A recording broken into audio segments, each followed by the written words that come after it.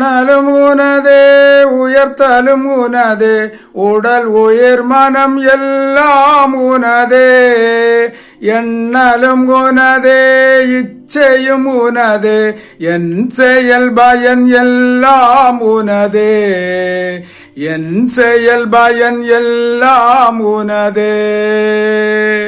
ஸ்ரீகிருஷ்ண பரமாத்மனே நமக.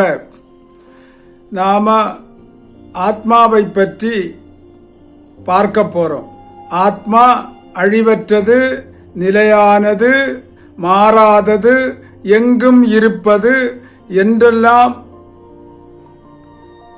கிரந்தங்கள் பேசியிருக்கின்றது, மகான்கள் பேசியிருக்கின்றார்கள். ஆனால் இந்த ஆத்மாவை அல்லாவிட்டால் என்னை அல்லாவிட்டால் ஜீவனை நான் பார்த்ததில்லையே என்று கேட்டால் அது பார்க்க முடியாது. ஏனென்று கேட்டால் அது நீயாகவே இருக்கின்றாய்.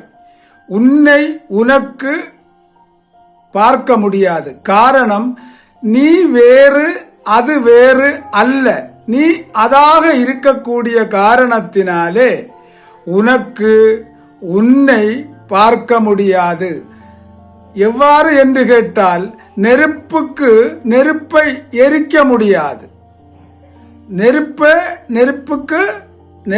நெருப்புக்கு எரிக்க முடியாதது போல சூரியன் ஒன்றுதான் உள்ளது. அந்த ஒரே சூரியன் தன்னை தேடி நடந்தால் எங்கு தேடுவது? ஒரே சூரியன் உள்ள காரணத்தினாலே அதே சூரியன்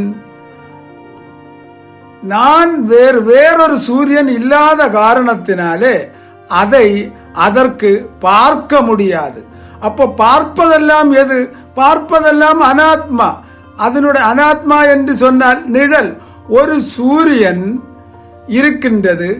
அது ஆயிரக்கணக்கான குடங்களிலோ கிளாசுகளிலோ பாத்திரங்களிலோ தண்ணீர் வைத்து அந்த சூரியன் இந்த தண்ணீரை பார்த்து கொண்டால் கோடிக்கணக்கான ஆயிரக்கணக்கான லட்சக்கணக்கான சூரியன் உள்ளது போல் தெரிகின்றது. ஆனால் இந்த தெரிகின்ற சூரியனானது பொய்யானது. உண்மையான சூரியன் ஒன்றுதான் உள்ளது. அதை போன்று ஆத்மா என்பது அல்லாவிட்டால் ஜீவன் என்பது ஒன்றுதான் உள்ளது. அது எப்படி என்று கேட்டால் அப்படித்தான். பல ஜீவர்கள் உள்ளது போல் தோன்றுகின்றது. பல ஜீவர்கள் இல்லை. பல உடம்புகள் உண்டு, பலவிதமான மனதுகள் உண்டு, பலவிதமான புத்திகள் உண்டு, பலவிதமான எண்ணங்கள் உண்டு, பலவிதமான செயல்கள் உண்டு. ஆனால் ஜீவன் என்பது ஆத்மா என்பது ஒன்றுதான் உண்டு. அந்த ஒன்றுதான் நீயாக இருக்கின்றாய். அதுதான் நீ என்று உணரும் பொழுது உன்னுடைய துன்பமெல்லாம் உன்னை விட்டு போகின்றது. இந்த உலகில் நிம்மதியாக வாழ முடியுமா என்ற ஒரு கேள்வி வருகின்றது. யார் ஒருவன் நான் மனிதனுமல்ல, அப்பாவுமல்ல, அம்மாவுமல்ல, ஆடுமல்ல, மாடுமல்ல என்று நான் ஆத்மா, நான் அழிவற்றவன் என்று உணர்கின்றானோ அவனுடைய கவலைகள் மட்டும் மாறுமே தவிர எந்த காலத்திலும் எந்த சமயத்திலும் இந்த மனித பிரச்சனை இந்த உலகில் இருந்து கொண்டே இருக்கும். அவதார புருஷர்கள் இருக்கும் பொழுதும் இந்த பிரச்சனை இருந்தது, இப்பொழுதும் பிரச்சனை இருக்கின்றது. இனி வரக்கூடிய காலங்களிலும் பிரச்சனை இருந்து கொண்டே இருக்கும்.